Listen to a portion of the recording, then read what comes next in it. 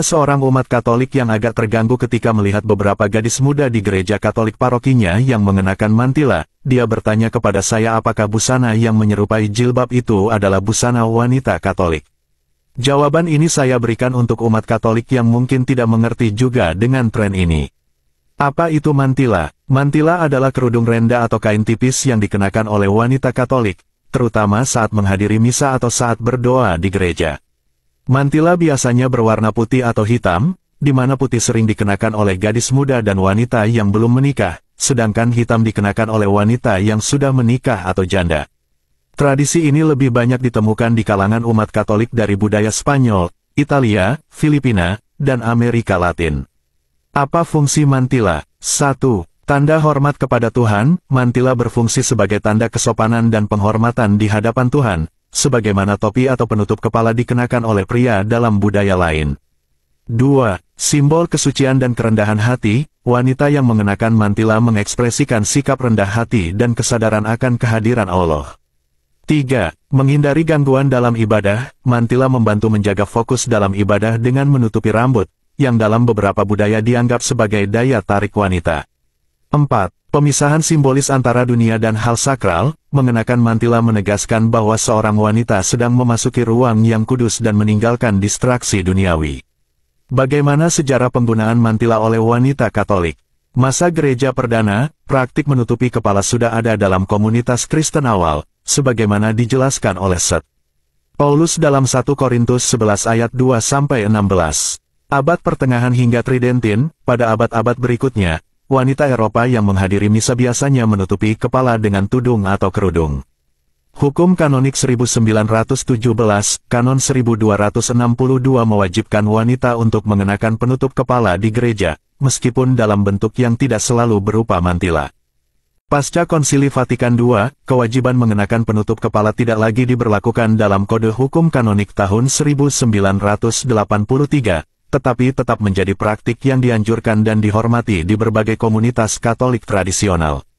Kebangkitan tradisi di era modern, dalam beberapa dekade terakhir, banyak wanita muda kembali mengenakan mantila sebagai bagian dari gerakan retradisionalisasi Katolik, terutama dalam misa Latin tradisional atau Tridentin. Apa dasar Alkitab untuk penggunaan mantila? Dasar utama penggunaan mantila berasal dari 1 Korintus 11 ayat 2-16, di mana St. Paulus berbicara tentang pentingnya wanita menutupi kepala saat berdoa atau bernubuat. Beberapa ayat kunci. 1 Korintus 11 ayat 5, tetapi tiap-tiap perempuan yang berdoa atau bernubuat dengan kepala yang tidak bertudung, menghina kepalanya, sebab ia sama dengan perempuan yang dicukur rambutnya. 2 Korintus 11 ayat 10, sebab itu, perempuan harus memakai tanda wibawa di kepalanya oleh karena para malaikat. 3 Korintus 11 ayat 15, tetapi kalau seorang perempuan berambut panjang, itu adalah kehormatan baginya, sebab rambut diberikan kepadanya untuk menjadi penudung. Teks ini menunjukkan bahwa penggunaan penutup kepala bagi wanita bukan hanya bersifat budaya tetapi memiliki dimensi teologis, termasuk relasi antara pria dan wanita serta simbol ketaatan terhadap tatanan ciptaan. Apa dasar tradisi dan magisterium Gereja Katolik? Tradisi apostolik, sejak zaman para rasul, wanita Kristen umumnya mengenakan kerudung atau penutup kepala dalam doa, sebagaimana yang masih terlihat dalam ikonografi kuno. Hukum Kanonik 1917, sebelum direvisi tahun 1983, mewajibkan wanita mengenakan penutup kepala di gereja. Dokumen Magisterium, meskipun Vatikan tidak lagi mewajibkan penggunaan mantila setelah revisi Hukum Kanonik 1983, Paus Pius ke-12 dan Paus St. Yohanes Paulus II menekankan pentingnya kesopanan dalam berpakaian saat misa. Preferensi liturgis, meskipun tidak diwajibkan, penggunaan mantila masih sangat dianjurkan dalam misa Tridentin dan berbagai komunitas Katolik tradisional. Akhir kata, mantila adalah bagian dari tradisi Katolik yang kaya dan bukan sesuatu yang asing. Tidak ada kewajiban resmi mengenakan mantila, tetapi penggunaannya tetap memiliki nilai teologis dan spiritual. Alkitab, tradisi, dan magisterium mendukung praktik ini, meskipun gereja tidak lagi mewajibkannya.